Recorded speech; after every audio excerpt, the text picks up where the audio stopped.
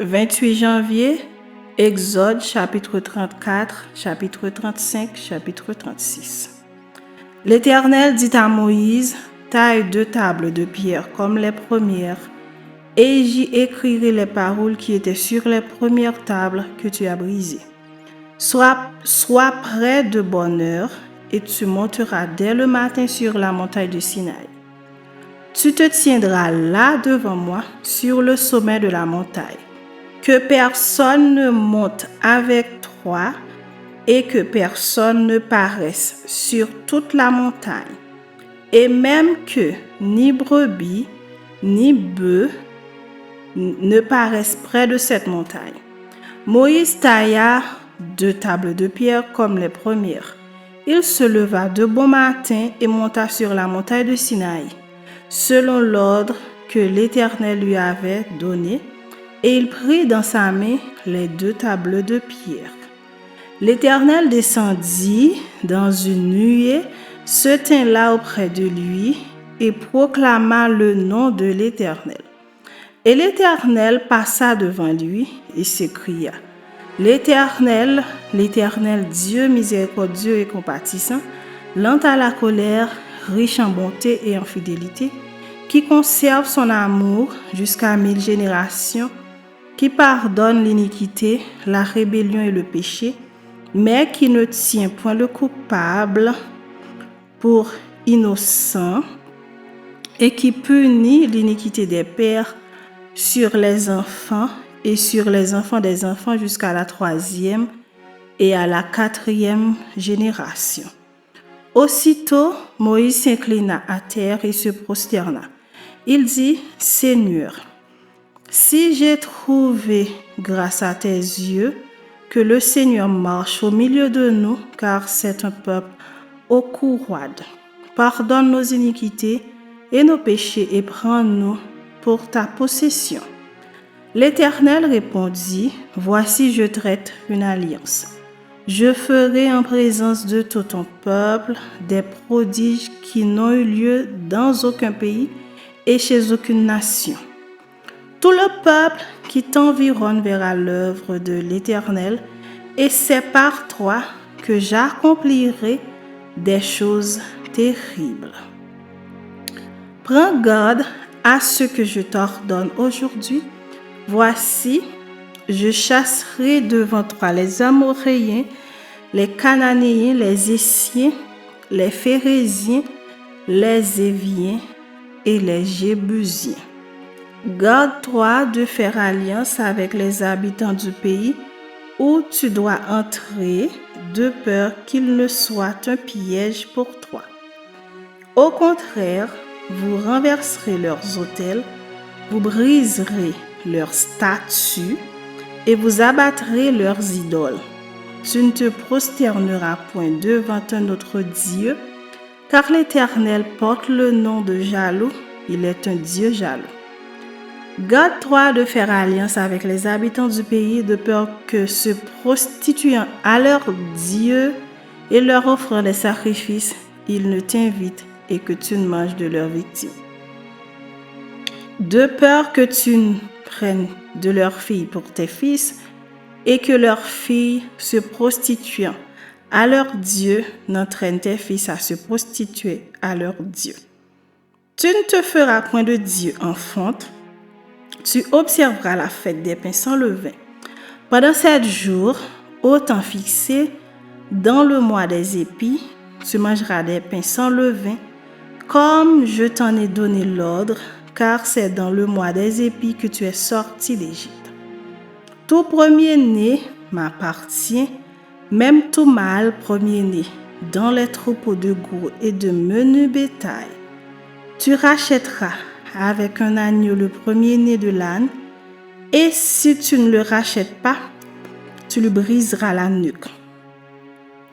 Tu rachèteras tout premier-né de tes fils, et l'on ne se présentera point à vide devant ma face. Tu travailleras 6 jours, et tu reposeras le 7e jour. Tu te reposeras même au temps du labourage et de la moisson.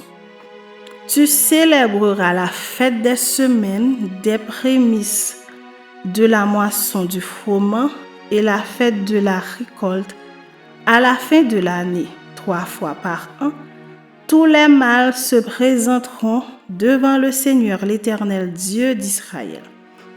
Car je chasserai les nations devant toi et j'étendrai tes frontières et personne ne combattra ton pays pendant que tu monteras pour te présenter devant l'Éternel ton Dieu 3 fois par an. Tu n'offriras point avec du pain levé le sang de la victime immolée en mon honneur, et le sacrifice de la fête de Pâques ne sera point gardé pendant la nuit jusqu'au matin. Tu apporteras à la maison de l'Éternel ton Dieu les prémices des premiers fruits de la terre. Tu ne feras point cuire un chevreau dans le lait de sa mère. L'Éternel dit à Moïse, écris ces paroles, car c'est conformément à ces paroles que je traite alliance avec toi et avec Israël. Moïse fut là avec l'Éternel 40 jours et 40 nuits. Il ne mangera point de pain et il ne but point d'eau. Et l'Éternel écrivit sur les tables les paroles de l'alliance, les 10 paroles. Moïse descendit de la montagne de Sinaï, ayant les 2 tables du témoignage dans sa main. En descendant de la montagne, il ne savait pas que la peau de son visage rayonnait, parce qu'il avait parlé avec l'Éternel. Aaron et tous les enfants d'Israël regardèrent Moïse, et voici la peau de son visage rayonnait, et ils craignaient de s'approcher de lui. Moïse les appela. Aaron et tous les principaux de l'assemblée vinrent auprès de lui, et il leur parla. Après cela, tous les enfants d'Israël s'approchèrent, et il leur donna tous les ordres qu'il avait reçus de l'Éternel sur la montagne de Sinaï. Lorsque Moïse eut achevé de leur parler, il mit un voile sur son visage. Quand Moïse entrait devant l'Éternel pour lui parler, il ôtait le voile jusqu'à ce qu'il sortît. Et quand il sortait, il disait aux enfants d'Israël ce qui lui avait été ordonné. Les enfants d'Israël regardaient le visage de Moïse et voyaient que la peau de son visage rayonnait. Et Moïse remettait le voile sur son visage jusqu'à ce qu'il entrât pour parler avec l'Éternel. Chapitre 35. Moïse convoqua toute l'assemblée des enfants d'Israël et leur dit: Voici les choses que l'Éternel ordonne de faire. On travaillera 6 jours, mais le 7e jour sera pour vous une chose sainte. C'est le sabbat, le jour du repos consacré à l'Éternel. Celui qui fera quelque ouvrage ce jour-là sera puni de mort. Vous n'allumerez point de feu dans aucune de vos demeures le jour du sabbat. Moïse parla à toute l'assemblée des enfants d'Israël et dit: Voici ce que l'Éternel a ordonné. Prenez sur ce qui vous appartient une offrande pour l'Éternel.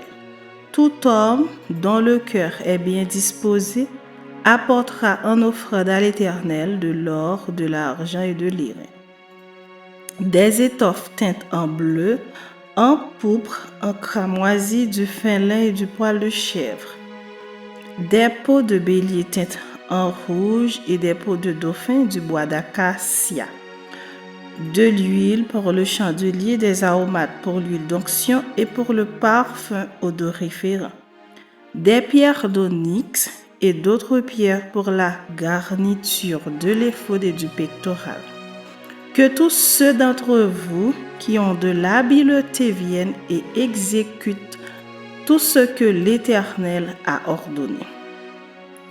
Le tabernacle, sa tente et sa couverture, ses agrafes, ses planches, ses barres, ses colonnes et ses bases, l'arche et ses barres, le propitiatoire et le voile pour couvrir l'arche, la table et ses barres et tous ses ustensiles et les pains de proposition, le chandelier et ses ustensiles, ses lampes et l'huile pour le chandelier, l'autel des parfums et ses barres, l'huile d'onction et le parfum odoriférant, et le rideau de la porte pour l'entrée du tabernacle.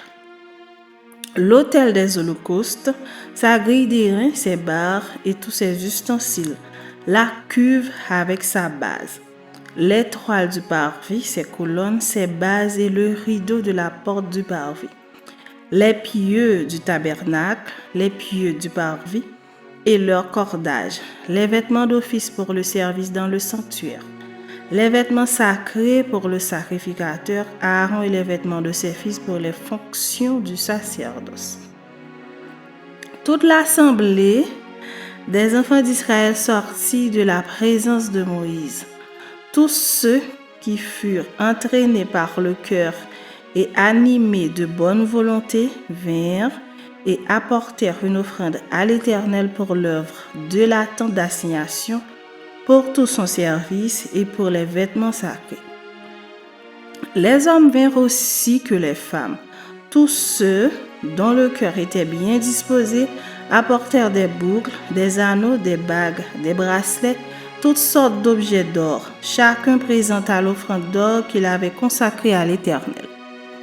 Tous ceux qui avaient des étoffes teintes en bleu, en pourpre, en cramoisi, du fin lin et du poil de chèvre, des peaux de bélier teintes en rouge et des peaux de dauphin les apportèrent. Tous ceux qui présentèrent par élévation une offrande d'argent et d'airain apportèrent l'offrande à l'Éternel. Tous ceux qui avaient du bois d'acacia pour les ouvrages destinés au service l'apportèrent.